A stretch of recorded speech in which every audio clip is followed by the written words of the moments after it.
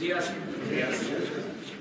Pues como acordamos ayer, o nos comprometimos, mejor dicho, a dar información sobre la recuperación que se está logrando en la industria petrolera, en lo que tiene que ver con la producción de petróleo, de cómo se detuvo la caída que inició hace 14 años y que el año pasado hizo crisis porque se perdieron 200,000 barriles diarios. Así nos entregaron el gobierno, con una baja constante en la producción, y se logró por la intervención oportuna que se llevó a cabo. Aquí quiero destacar el apoyo que recibimos de ingenieros y de trabajadores de Pemex, tanto de base como de transitorios, que han ayudado mucho en el rescate de Pemex. Entonces, con los trabajadores y además con inversión, porque no se había invertido en Pemex, había como el propósito deliberado de arruinar a Pemex y a la Comisión Federal de Electricidad. Todo un plan perverso de acabar con estas empresas públicas que son fundamentales para nuestro país, para el desarrollo de nuestro país y para la independencia y la soberanía de nuestro país. Entonces, se logró estabilizar la caída. Ahora vamos a informar, en el caso de la producción petrolera, ya empezó la recuperación, y también se hizo lo mismo en las refinerías, que nos las entregaron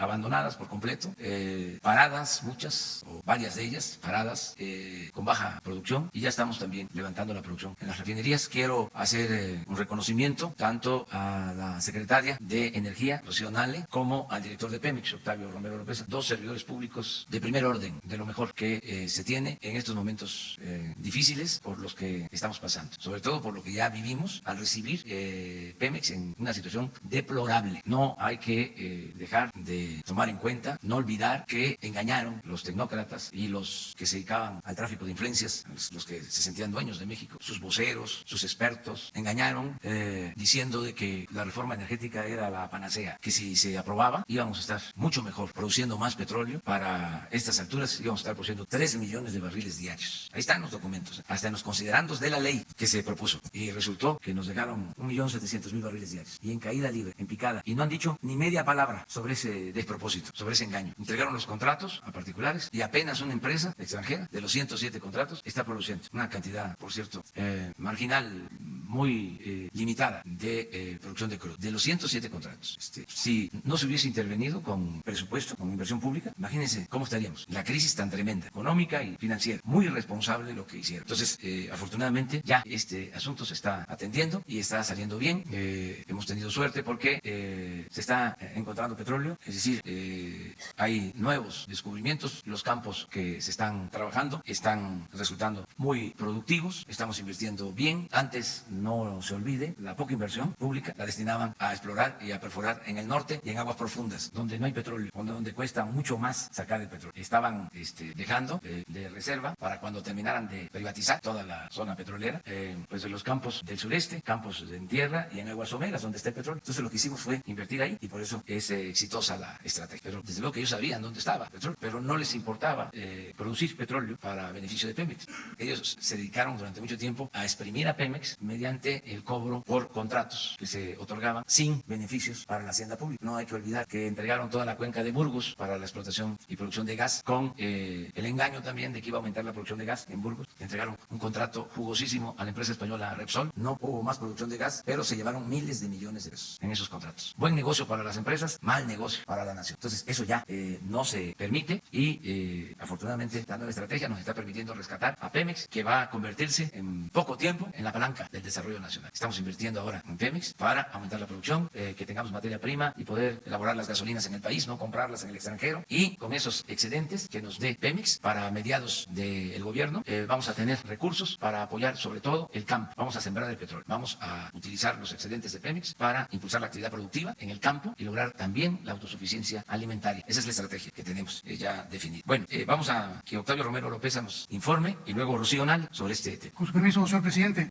muy buenos días a todas y a todos. Vamos a comentar con ustedes, a informarles acerca del comportamiento de la producción en esta administración, en lo que va de esta administración. Aquí podemos observar en la gráfica el comportamiento de la producción desde enero del 2018 hasta la proyección que tenemos para este año. Se puede observar que en noviembre el promedio diario de la producción era 1.702.000 barriles. Venía una tendencia muy fuerte de declinación, de manera que en enero estábamos en 1.626.000 barriles. A partir de febrero y hasta el día de hoy se ha venido dando un incremento en la producción y en promedio en estos 23 días, 24 días de septiembre ya andamos en orden de 1.715.000 barriles, ligeramente por encima de del promedio de noviembre del año pasado y alrededor de 85.000, 90.000 barriles de la caída brutal que se tuvo en enero de 1.626.000. Ahora bien, aquí podemos observar en esta gráfica cuál es el comportamiento que estamos observando, que estamos previendo para finales de este año. Y aquí podemos observar que hay un diferimiento en la producción. Ahorita lo vamos a explicar, tiene su razón. Está programado este diferimiento de la producción que va a durar alrededor de 10 días, 9 días. Y posteriormente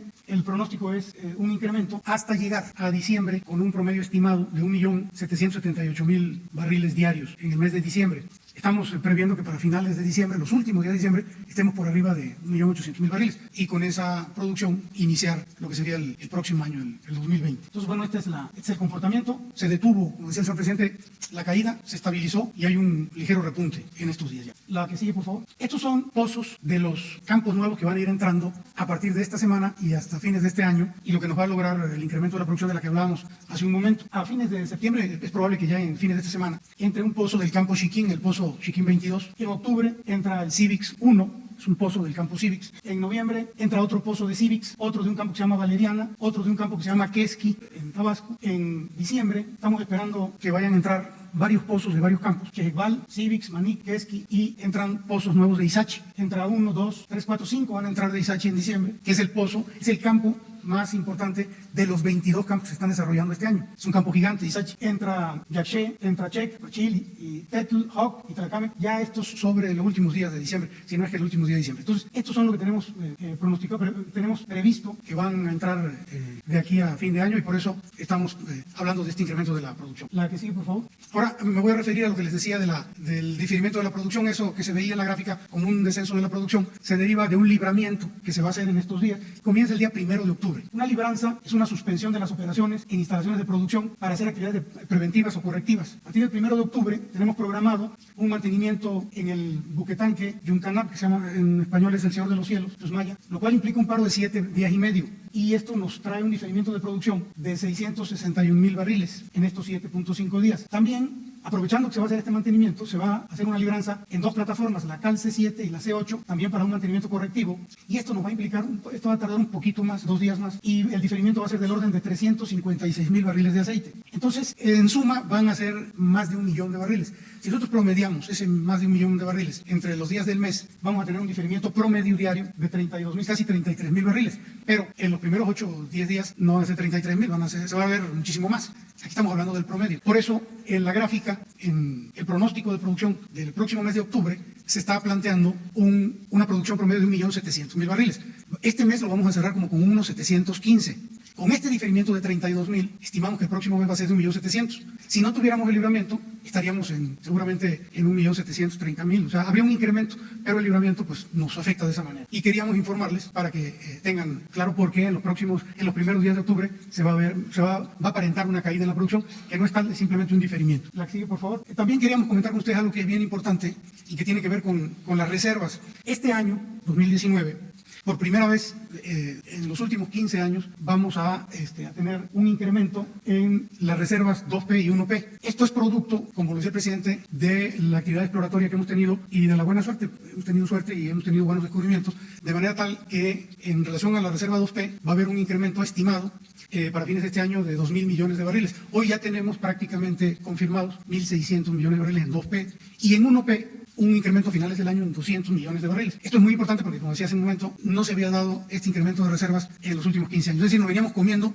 la reserva, año con año. Era más lo que extraíamos que lo que incorporábamos de reserva. A partir de este año cambia la tendencia y esperamos que esa sea la tendencia del próximo año. Y esta es la cifra, 2.006 millones de barriles para finales de año en 2P. La siguiente, por favor. Esta es la 1P, 7.000 millones de barriles en 2019. Arrancaríamos el 2020 con 7.200. El incremento este es el que les hablaba. Y la idea es que año con año se vaya incrementando de manera tal que al término de esta administración la reserva 1P esté en el orden de los 8.8 mil millones de barriles. Entonces es una muy buena noticia porque esto va a la par. No solamente va a haber un incremento en la producción, sino también va a haber un incremento en la reserva. Entonces es importante. Pues, señor presidente, no sé si queda otra gráfica. Señor presidente, ¿sería cuánto? Buenos días, con su permiso, señor presidente. El reporte que venimos a hacer es de acuerdo a las indicaciones que recibimos por parte del presidente de la República y se procedió en el Sistema Nacional de Refinación, que son 6 refinerías de Pemex, a implementar un plan emergente para rescatar o elevar la producción. Este Este plan consta de, primero, un mantenimiento emergente porque las refinerías estaban prácticamente muy descuidadas, sin el mantenimiento básico. Y el segundo paso que se nos indicó fue la rehabilitación, que son mantenimientos mayores, cambios de equipo, de refaccionamiento. Para esto se contó con el apoyo. Pemex está invirtiendo 12.500 millones de pesos para la compra de refaccionamiento y equipo para las 6 refinerías de este año. Estos 12.500 será de procura y adquisición, y el programa de rehabilitación se planeó para empezar a mediados del mes de agosto. Sin embargo, empezamos con algunas plantas las primeras semanas de septiembre que estamos esperando algún refaccionamiento que no había llegado y que hasta la fecha se están recibiendo por el Departamento de Procura. El mantenimiento, cabe indicar que se ha hecho por administración directa, es decir, los trabajadores de Pemex, de las refinerías, los técnicos, profesionistas, todo el reconocimiento, los obreros, que traen un espíritu de primera, en verdad, de trabajo, de innovación, son los que han estado haciendo prácticamente el inicio de estos trabajos de mantenimiento y el inicio de rehabilitación. En esta gráfica se ve cómo recibimos en diciembre del 2018, el primer día fueron 507,000 barriles por día de procesamiento, lo que equivale a un 32% de la capacidad de proceso del Sistema Nacional de Refinación. Lo rojo es la producción de gasolinas, pero hay que recordar, y la gente que nos escucha, que también en la refinería se produce diésel, se produce combustóleo, se produce turbocina, otros elementos secundarios, pero bueno, aquí nos estamos nada más señalando la gasolina. Poco a poco fuimos elevando la carga con mantenimiento menor. A medida de que se estaban tomando acciones refinería por refinería, aquí se observa cómo se fue aumentando poco a poco la carga hasta llegar al mes de septiembre. El mes de septiembre, la semana pasada, traíamos 814,000 barriles por día de procesamiento, que equivale a un 52%. Hoy amanecimos con 779 porque la refinería de Minatitlán tuvo que bajar por un poro que salió en un serpentín, que es también por falta de mantenimiento de lo que estamos trabajando. Pero sí, alrededor del 50%, del 32% que recibimos, a un 50% en el sistema de procesamiento. Cabe señalar que empezamos ya desde agosto, primera semana de septiembre, a intervenir algunas plantas en las diferentes refinerías, y al final lo vamos a ver. La siguiente gráfica es muy general. Adelante. Este es refinería por refinería: Cadereyta, Madero, Minatitlán, Salamanca, Salina Cruz y Tula. Entonces estamos viendo, empezamos desde enero, ya no nos fuimos a diciembre o noviembre cuando lo recibimos, sino prácticamente cuando empezamos a tomar acciones para estabilizar las refinerías, empezar a meterles a cada una diferentes cargas, y este programa es en conjunto. No podemos hacer un programa separado para cierta refinería, porque, por decir, si Salamanca tiene que intervenir una torre de destilación, se prepara Tula para poder absorber esa carga y que no caiga la producción. Este sistema trabaja en conjunto. Entonces aquí está cómo han ido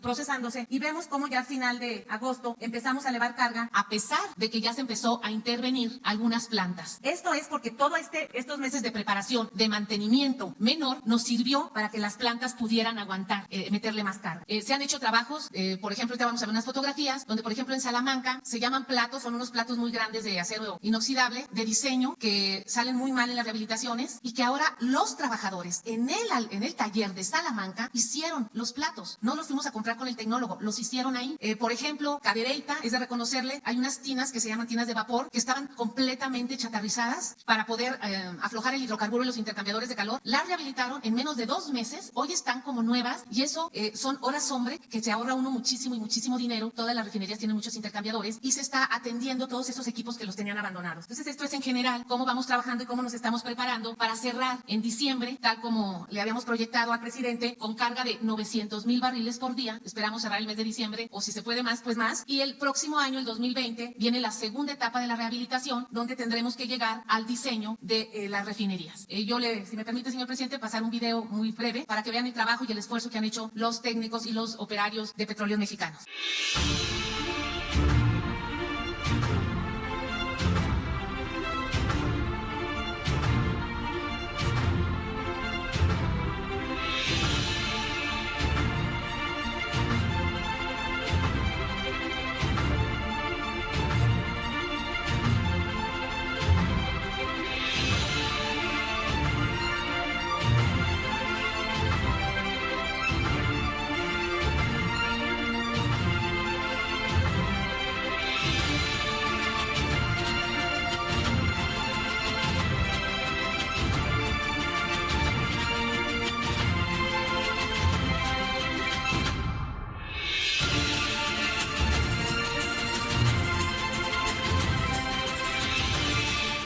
son las 6 refinerías, son unas pequeñas imágenes, pero de los trabajos que han estado haciendo los trabajadores petroleros. ¿Es cuánto, señor presidente? Bueno, es la información en general sobre este tema. Sí, presidente, buenos días. Buenos días. Se habla de un plazo prácticamente de 11 meses de esta rehabilitación de Pemex. De hecho, yo iba a preguntar por datos concretos, sobre todo por el plazo. Ahí están los datos. Esto lleva a confirmar lo que también mencionaba el presidente, de que Pemex se convertiría nuevamente en pilar de la economía mexicana. Ahora, no hay un riesgo de volver a petrolizar la economía mexicana, como se hablaba antes. ¿Por qué? Pues porque los pozos se secan. Se requiere descubrir más pozos. Si existe ese riesgo, esto no sería posible, lo que acaban de narrar, si no hubiera una participación entusiasta, sobre todo de los trabajadores de Pemex. ¿Cómo está la relación ahorita con los trabajadores de Pemex? El compromiso. ¿De qué tamaño es la participación de los trabajadores de Pemex ahorita? Sobre todo, obviamente, de los sindicalizados. Y bueno, todo esto nos lleva también a pensar que si esto se hizo en 10, 11 meses, repito, pareciera una solución mágica, pues ¿qué hicieron los gobiernos anteriores entonces en años, en décadas, ¿no? Si esto es posible en 10, 11 meses. Bueno, se me olvidó presentar Roberto Cruz de Grupo Impacto. Y tengo otra pregunta, pero no sé si hacérsela más adelante. Sí, muy Bueno, esas dos cosas. Vamos a petrolizar la economía y la participación de los trabajadores en toda esta rehabilitación de Pemex. Sí, nosotros estamos impulsando al mismo tiempo todas las actividades productivas, pero era estratégico el recuperar Pemex, el rescatar a Pemex. ¿Cómo es estratégico recuperar la Comisión Federal de Electricidad? En las prioridades que definimos está el bienestar del pueblo, como lo primero, mejorar las condiciones de vida, las condiciones de trabajo del pueblo de México, lograr el bienestar material y el bienestar del alma, la felicidad del pueblo. Por eso se están destinando más de 300,000 millones de pesos de apoyos directos a los mexicanos, sobre todo a los pobres, como nunca en la historia. Entonces, primero eso. Segundo, prioridad, el rescate del sector energético. Y eso es lo que estamos logrando. Porque esto implicó destinar recursos. Ahora Octavio les va a hablar de eso. ¿Cuánto ha significado la inversión en Pemex en comparación con el año pasado? ¿Y cuánto estimamos invertir el año próximo? Estamos ahorrando e invirtiendo en Pemex porque ya lo expresé. Pensamos que a partir del 21, cuando tengamos más producción, los excedentes de Pemex nos van a ayudar a financiar el desarrollo nacional. El petróleo como palanca del desarrollo. Esa es la estrategia. Esa es la segunda gran prioridad. Y la tercera es la seguridad pública, la paz en el país, conseguir la paz. Es la manera en que estamos trabajando. Como mecánica de gobierno se decidió tener primero muy claro el mal que aqueja a México. Hicimos un buen diagnóstico, ya sabemos cuál es la enfermedad principal y la estamos atacando, la corrupción. Y cero corrupción y cero impunidad. Eso es como el eje central. Y eso no solo nos ayuda a moralizar al país, sino nos está permitiendo liberar fondos para el desarrollo, para atender las demandas de la gente, las prioridades de la gente. Dentro de la estrategia también de gobierno se acordó de que no íbamos a tener 1,000 o 2,000 programas, sino 100, porque habían 1,000 o 2,000 programas, se pulverizaba la acción de gobierno, todo era aparato administrativo, aparato burocrático y no le llegaba el beneficio a la gente. Por ejemplo, son programas los que estamos aplicando, masivos. El apoyo a los adultos mayores es para 8 millones de adultos mayores. No es el atender a adultos mayores en una región, no, es un programa universal para todos. Las becas para estudiantes, 10 millones. El trabajo para los jóvenes como aprendices, 900,000. La pensión para niñas, niños con discapacidad, 900,000 hasta ahora. El apoyo a campesinos, 2 millones. O sea, sí, en general. Entonces, por eso no es solo una actividad y era muy importante el recuperar para la nación el petróleo. No olvidemos lo que decía Rockefeller. Decía, el petróleo es el mejor negocio del mundo y el petróleo mal administrado es el segundo mejor negocio del mundo. Es decir, el petróleo es negocio. ¿Por qué? Habría que preguntarse. Porque no se le paga renta a la naturaleza. Extraer un barril de petróleo cuesta $10 y se vende en 55, en $60. Ahora, ¿cuánta es la utilidad? $40 por barril. ¿Qué otra actividad económica deja esa utilidad? Por eso es al mismo tiempo la gran tentación. Por eso se fueron sobre el petróleo y querían la privatización por completo, que se dividiera esa utilidad. Al final de cuentas, los contratos que se entregaron les llaman de utilidad compartida. Es decir, que esa ganancia no sea para la nación por completo, sino se divida, se comparta con las empresas particulares. Se entregaron estos contratos así y lo que estamos esperando es que se produzca, porque ni siquiera se ha cumplido con invertir y con producir, aun cuando se van a quedar por obtener estos contratos con un porcentaje de las utilidades. Todo esto no lo estamos haciendo para cuestionarlos, no se van a cancelar los contratos, no vamos a ir a pleito, nada más que si no hay producción en esos contratos que se entregaron, pues no podemos nosotros decir que van a continuar entregándose concesiones. Lo que estamos ahora haciendo es con la participación del sector público, con Pemex, que es una empresa de la nación. El petróleo no es del gobierno, ni siquiera es del Estado mexicano. El petróleo es de la nación. Entonces, eso es lo que se ha venido logrando. hablando. En el caso de la reforma energética no hemos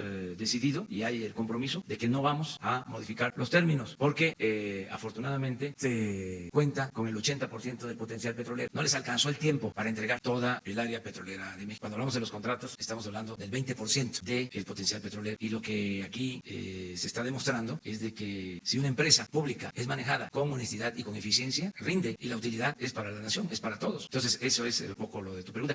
Esto significa, presidente, que la apuesta para el desarrollo del país es definitivamente Pemex. Ahorita que hablaba de los programas sociales, de las becas. Es integral. Porque se acaban las subastas, se acaba el avión, se acaban los carros, se acaban las casas aseguradas. Pero Pemex es la gran apuesta. Dos cosas, o tres. Primero, financiar el desarrollo de México, no permitiendo la corrupción, desterrando la corrupción y con austeridad. Eso es lo primero. Eso ya estamos viendo que rinde. Eso nos está funcionando. No estamos aumentando impuestos, no están aumentando los precios de los combustibles, no estamos endeudando al país y tenemos presupuesto y hay bienestar. Pero para tener más bienestar, ¿qué necesitamos? Es, desde luego, mantener cero corrupción, cero impunidad, cero lujos en el gobierno y agregarle dos componentes más, dos elementos más al plan. Uno, la recuperación del sector energético, porque significa ingresos para la nación. Ya les decía, no hay ninguna empresa tan rentable como Pemex.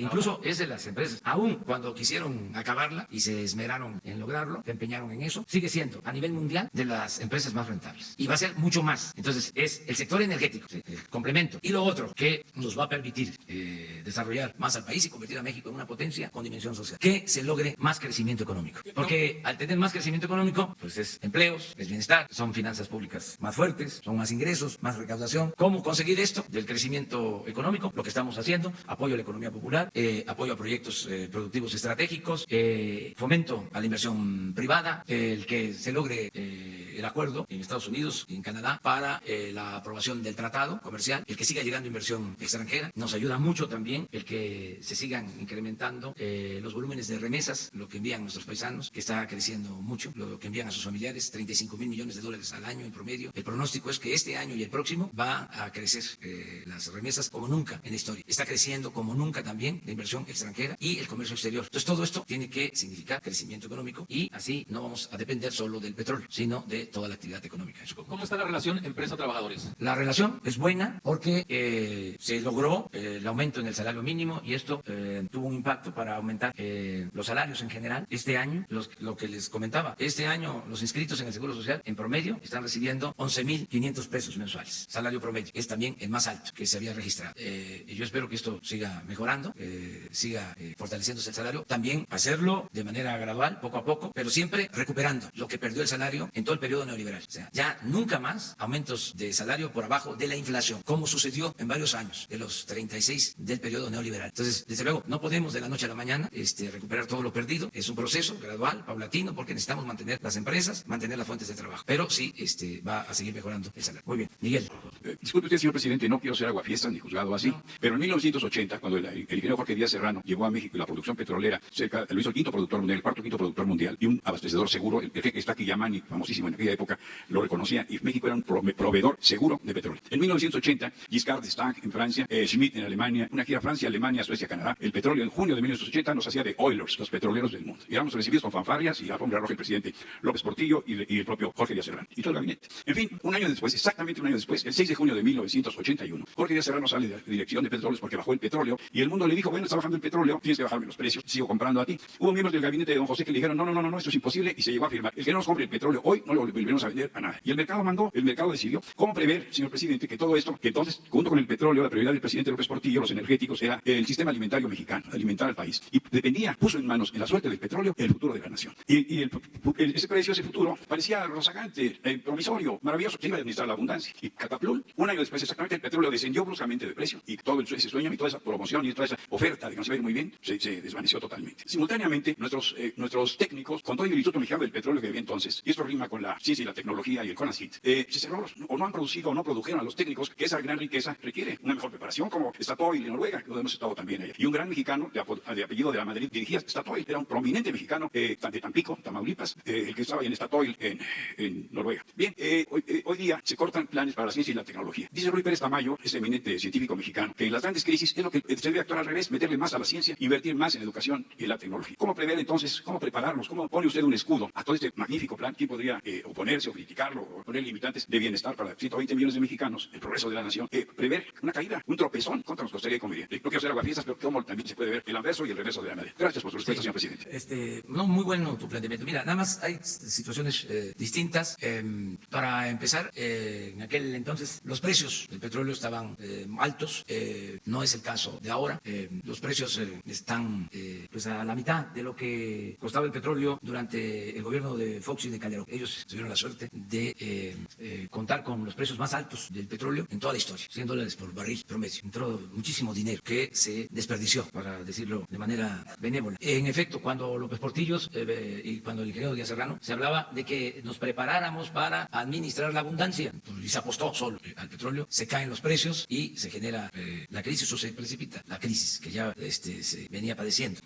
Ahora es distinto. Nosotros estamos hablando de aumentar poco a poco la producción y llevarla a 2.600.000 barriles para el 2024. Estaríamos produciendo lo que se tuvo durante el sexenio de Calderón. Nosotros tuvimos una mayor producción en los últimos tiempos en 2004, que se obtuvieron 3.400.000 barriles diarios. Y nosotros estamos hablando de 2.600.000. Estamos 800.000 barriles abajo. Entonces no es apostar todo a la producción. No tendríamos además los recursos para eso. Se tendría que endeudar al país y eso no lo vamos a hacer. Y una variable, como dirían los tecnócratas, distinta, es que no hay la corrupción en Pemex que había en ese entonces y que había hasta el pasado gobierno. La corrupción en Pemex, como la corrupción en el país, ha afectado mucho. Entonces por eso no se resisten crisis por la corrupción que impera en Pemex, que haya imperado en Pemex. Entonces va a ser distinto y sí tenemos nosotros mucho cuidado en no depender solo del petróleo. Ahora, por ejemplo, yo creo que con la firma del tratado va a crecer mucho más la inversión extranjera y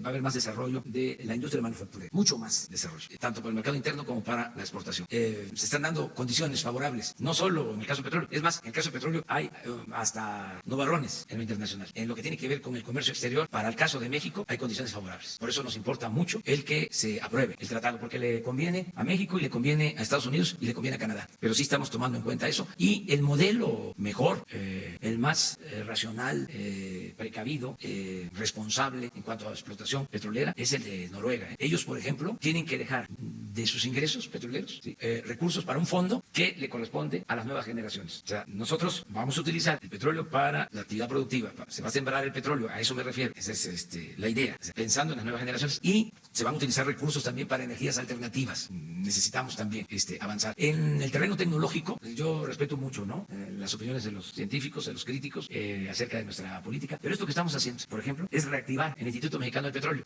Los técnicos que están a cargo de la rehabilitación de las refinerías, la tecnología que estamos utilizando en Dos Bocas es del Instituto Mexicano del Petróleo. Entonces, hay más desarrollo tecnológico ahora que el que había el año pasado en Pemex. O sea, podemos probarlo. Y esto significa, desde luego, más inversión en ciencia y en tecnología. Y no vamos a dejar de apoyar este renglón que es importantísimo. A ver, mire, pero nos quedaron ayer pendientes para cumplir. Ramón Flores, ¿sí? Muy buenos días, presidente, secretaria y director. Ramón Flores, corresponsal de Los Ángeles Press de Guadalupe, Lizárraga. Presidente, Notimex de nueva cuenta da voz a Isabel Miranda y ella en entrevista reconoce haber mandado torturar y detener a sus víctimas. Es de conocimiento público que su hijo tiene 3 actas de nacimiento originales. Es de conocimiento público que la gota de sangre, de acuerdo a peritajes, no pertenece a él. Con estas irregularidades, ¿no considera usted esto como un reto para su gobierno, que ha reiterado que no se va a proteger a nadie y que ella reclama justicia amparada mediante mentiras? El que ella reconozca sus agresiones de manera pública a la agencia de noticias del Estado no está enviando el mensaje de impunidad. ¿Cómo lo interpreta su gobierno? Y mi pregunta es, para su gobierno, ¿no es un asunto de impunidad este hecho? Bueno, si es como tú lo planteas, pues sí podría ser un acto de tolerancia o de impunidad, o de tolerar la impunidad, pero habría que ver si existe denuncia, si está en manos de la Fiscalía. Nosotros vamos a indagar sobre este tema y les informamos, te informamos aquí y le informamos a toda la gente.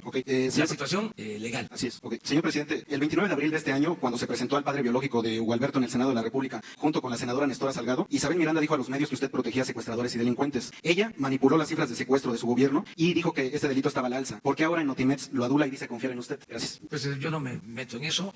Son libres todos los mexicanos, todas las personas, a manifestarse, a expresarse, y vamos mejor a ver qué pasa con la cuestión legal, básicamente, ¿no? Para no confrontarnos. Sheila, sí. Buenos días, presidente. Sheila Rosagel, del Grupo Gili, El Imparcial de Sonora, y Crónica y Frontera de Tijuana. Presidente, en Sonora ahora hay mucha preocupación por la violencia. Hace 2 semanas, hoy exactamente se cumplen 2 semanas, en Empalme, en un ataque sin precedentes, un grupo armado incendió una casa con toda la familia adentro. Falleció lamentablemente un pequeño de 7 años quemado vivo de este ataque. La mamá y la niña de 2 años quedaron con severas heridas de gravedad, en más del 90% de su cuerpo. La mamá falleció ayer, la bebé está en Sacramento, California, siendo atendida. Empalme forma parte de estos 5 municipios en donde a través de la estrategia de seguridad se colocó un mando militar al frente de las policías municipales. Le queremos preguntar, presidente, ¿qué información tiene sobre avances en materia de seguridad en Sonora, en la mesa de seguridad?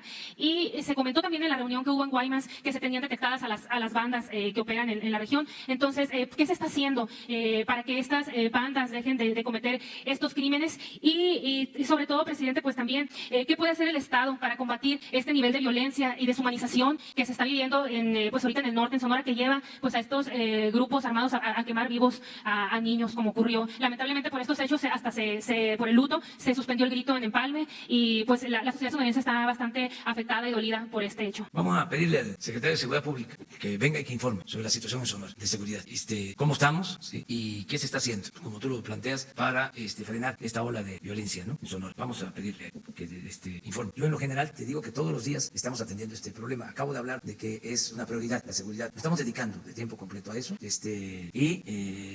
yo sigo seguro, optimista de que vamos a conseguir la paz en el país, que vamos a avanzar. Estamos haciendo todo lo que está de nuestra parte y son varias las razones por las que tengo seguridad y optimismo, en lo que fundamento mi optimismo. Primero, porque trabajamos todos los días con esto. Segundo, porque estamos trabajando en forma coordinada de Ejército, Marina, Policía Federal, policías estatales, acuerdo con los estados. Le estoy dando atención diaria al problema. No estoy delegando asuntos de seguridad a nadie, lo estoy atendiendo personalmente. Por eso se reúne todos los días el Gabinete de Seguridad y yo lo encabezo, y está el secretario de Defensa y el de Marina. Estamos todos los días. No permitimos la impunidad, no permitimos la corrupción. Se está fortaleciendo la Guardia Nacional, se están contratando, reclutando más elementos para la Guardia, se están capacitando. Al mismo tiempo, y es la base, el sostén de toda esta tarea, están avanzando los programas sociales, se está moralizando el país. Entonces, estoy confiado, creo que vamos a lograr detener la violencia en el país. Presidente, ¿qué mensaje le envía a los empalmenses y a los sonorenses, pues que sí están verdaderamente muy impactados por este ataque, principalmente a los niños, ¿no? Nuestro cariño, nuestro afecto, nuestra solidaridad y el compromiso de protegerlos, de estar con ellos siempre, que se mejore la vigilancia de las policías y que se garantice la seguridad pública. Nada más ya por último, en Tijuana ya se rebasaron también los 1.500 homicidios solo en lo que va de 2019. ¿Tiene algún informe sobre los operativos en Baja California y sus resultados o también lo va a dar el secretario de Seguridad? Pues se lo pedimos a él. Vamos, si les parece, dada tu propuesta, a que haya un informe aquí sobre seguridad, o sea, que les informemos sobre eso en lo nacional, si les parece, ¿sí? Que hagamos como el Gabinete de Seguridad Nacional y se informe cómo vamos, para informarle al pueblo de cómo vamos en esta materia. Sí. A ver, pero aquí vamos con Jaime Hernández. Son los que quedaron pendientes. Buenos días, señor Ya presidente. no vamos a estar apuntando la lista porque si no, ya queda muy comprometida la rueda de prensa. Pero en fin, a ver, Jaime. Sí, señor presidente, Jaime Hernández, de Bajo Palabra. En las administraciones pasadas, cada que se rehabilitaba o se construía una nueva carretera, se instalaban nuevas casetas o se incrementaba el costo del peaje. A partir del 1 de febrero del 2019, Capufe actualizó el precio del peaje en las casetas del país a partir del índice inflacionario del 4.8%. Nuevamente, el pasado 13 de septiembre, Capufe volvió a actualizar por segunda ocasión en el año el costo del peaje en las rutas México-Cuernavaca y Cuernavaca-Acapulco en un 3% de aumento. El incremento en las tarifas de peaje se ve reflejado en el precio final de los productos, en el turismo y en el incremento del pasaje. En el Congreso de Guerrero, el PRI y el PRD calificaron el aumento del peaje en las casetas como una puñalada del gobierno de la Cuarta Transformación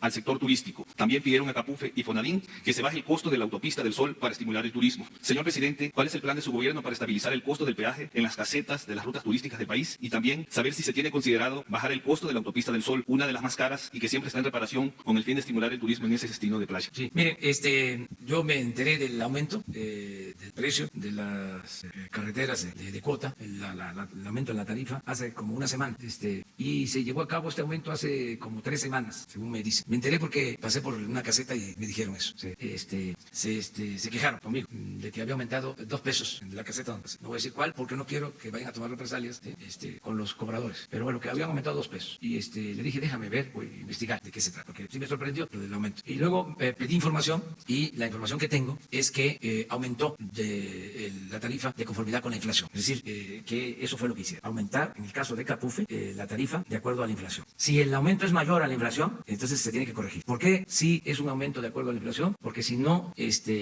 aumentamos de conformidad con la inflación, entonces sería bajar, ¿sí?, la tarifa. Y yo no me comprometí a eso. Yo me comprometí a que no iban a aumentar los precios en términos reales. Acerca de la autopista de Acapulco, conozco toda la historia de cuánto costó construirla, cuánto costó el rescate. Lo tengo escrito. Yo creo que es la carretera más cara del mundo. No, ya le ganó la de Mazatlán a Durango. Después, el costo de las carreteras en el periodo neoliberal es un buen tema para la investigación sobre las obras públicas y la corrupción en México. ¿Sí? Esa carretera de Acapulco la rescataron en el gobierno de Zedillo. Pedían creo que $400 millones por el rescate y gentilmente les dieron $700 millones a la empresa y se convirtió en un barril sin fondo. Entonces se tiene que administrar ahora con honestidad y no aumentar la tarifa por encima de la inflación. Los técnicos, eso los he aprendido a ellos, hablan de indexar. Ese es el término, indexar. Es decir, en este caso es que los precios se mantengan de acuerdo a la inflación. Eso es lo que vamos a aplicar en el caso del cobro de las tarifas. O sea, que quede claro esto. Si hay una carretera concesionada en donde la tarifa está aumentando más de la inflación, se tiene que corregir. Esto por lo que tiene que ver con Capufe. ¿Sí? Lo otro depende de las concesiones, pero no pueden abusar, aunque sean carreteras concesionadas. Si Capufe mantiene esta política, pues lo más correcto, indicado, es que todas las concesionarias actúen de la misma manera. Muy bien, nos falta Carrie, de Radio Pública de Estados Unidos. ¿Está aquí? No vino. Vámonos con dos, ¿no? Vamos para atrás. Aquella compañera. Las dos compañeras. Buen día, presidente. Daniel Escobar, corresponsal de Tiempo también Coahuila. Preguntarle, se da a conocer en las últimas horas que el exgobernador Jorge Torres, exgobernador de Coahuila, pues no pone resistencia al juicio, bueno, a las investigaciones que se están llevando en Estados Unidos. De hecho, envió una carta al canciller mexicano para solicitar que se le extradite a Estados Unidos, bueno, porque es investigado por asuntos irregulares, lavado de dinero, transacciones irregulares electrónicas. Y bueno, preguntarle la opinión respecto de este tipo de procedimientos que se llevan a cabo fuera del país en torno a exgobernadores. Ya es una larga lista que se da, pero también las investigaciones que se den aquí en México en torno a otros exgobernadores. En el caso de Coahuila, bueno, sabemos en el caso de los Moreira, incluso usted en 2017 presentó pruebas de la exoneración a Humberto Moreira que hizo por parte del gobierno de Calderón. Preguntarle sobre estos temas. Gracias. Sí, pues si él está ofreciendo que está dispuesto a comparecer, pues la autoridad debe de actuar. Ese es mi punto de vista. En el caso de Relaciones Exteriores, ellos pueden informarnos de qué se trata. Se está pidiendo que se hagan bien los trámites de extradición. Me comentaba el secretario de Relaciones Exteriores que en el caso de la solicitud de extradición del exgobernador de Chihuahua no estaba bien fundamentada. O sea que cuando se presentó la solicitud, al parecer no se hizo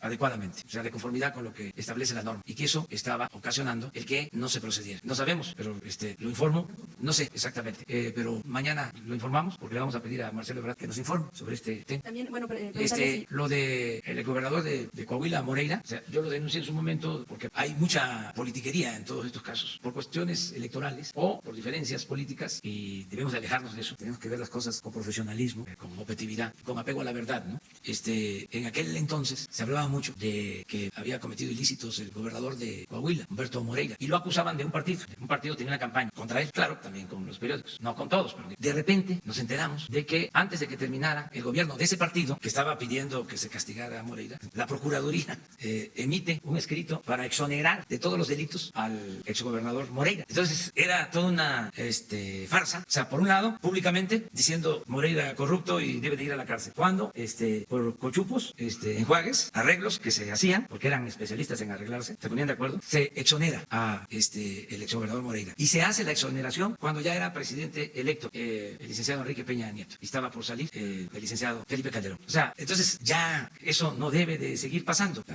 Ahora hay una asociación que se llama Mexicanos por la Corrupción. No, sí me equivoqué. Mexicanos en favor de la corrupción, que no es así, ¿no? Sí, que dirige Claudio X González y otros adversarios nuestros, ¿no? Que se han dedicado a sabotearnos legalmente. Son los que promueven los amparos en contra de las obras, ¿sí? No quieren que hagamos nada. Están molestos, quieren que siga el mismo régimen de corrupción. Imagínense defendiendo el proyecto del aeropuerto en el lago de Texcoco, que era el saqueo más grande que se tenía preparado, el atraco más grande que se iba a hacer al pueblo y a la nación. Iba a significar casi $1 billón. Iba a ser como un fobaproa. Y defendiendo eso, por eso me confundí y dije de que eran mexicanos en favor de la corrupción. Me recuerda mucho al pacto. ¿Se acuerdan del pacto que firmaron? Pacto por México, cuando fue un pacto contra México. Bueno, ya terminamos. Falta nada más la compañera. Nada más una pregunta. Falta otra pregunta. El tema de Altos Hornos de México, saber si usted tiene información respecto de si en efecto va a haber una venta, si el comprador posiblemente podría ser Tech Inc. Si tuvo que ver la visita de Pablo Roca y que, bueno, la reunión que tuvo con usted hace un unas semanas, si tiene que ver con la probable compra de Altos Hornos de México. No, si tiene no, información. eso también es una volada. Vuelan mucho. No tiene nada que ver con eso. O sea, vamos a hablar de eso el día. Presidente. Sin comentario. Presidente, buenos días. Si hay testigos protegidos que pudieran estar colaborando en la... Sí, se va a informar sobre este asunto, se va a seguir informando. Ya se tuvo una reunión con el fiscal, los familiares, y Alejandro Encina va a presentar un informe. Vamos a informarles sobre eso. Presidente, Sí. Presidente, buenos días. Nada más, Sí, preguntarle qué información le han reportado sobre esta orden de aprehensión sobre quien fuera el fiscal en Veracruz, Jorge Winkler, eso por un lado, y dos, ¿qué llamado le haría a la coordinadora que ya está instalado afuera del Senado de la República, esto en el marco de pues la discusión de las leyes secundarias de la reforma educativa? Y por último, también qué reporte le han dado sobre todavía estos policías federales que siguen inconformes, que dicen que están inconformes porque no quieren formar parte de la Guardia Nacional. Ya también vimos hace unos días que realizaron una serie de manifestaciones. Todavía hay quien se resiste a formar parte de este grupo. ¿Sí me podría contestar esas preguntas? Gracias. Que actuaba como procurador en Veracruz. No tengo mayor información porque eso lo está atendiendo la Fiscalía General. O sea, no es un asunto que tenga que ver con el Poder Ejecutivo. Lo de los policías, se está llegando a un acuerdo con ellos para que pasen voluntariamente a la Guardia Nacional. Los que no deseen pasar a la Guardia Nacional van a tener opciones para pertenecer a un cuerpo que se va a encargar de vigilar las instalaciones del gobierno, ¿sí? Y no se está despidiendo a nadie ni se perjudica laboralmente a nadie. Eso es lo que puedo decir. Pero hablaste de otra. La coordinadora que está ya fuera ahí en el Senado de la República. Pues es su derecho de manifestación. También eso molestó mucho a los conservadores, pero fue una farsa, un engaño, lo de la llamada reforma educativa. Costó muchísimo. Bueno, hasta dinero del presupuesto para propaganda en contra de los maestros. Y no hubo resultados. Lo que hubo fue sufrimiento, hasta perdieron la vida personas por este enfrentamiento, encono, discordia, desprestigio a las maestras, a los maestros, y todo por la carga ideológica, precisamente de estos personajes como Claudio X González, o sea, muy conservadores. No quiero usar otra palabra, sería más fuerte, pero a lo mejor sería más clara.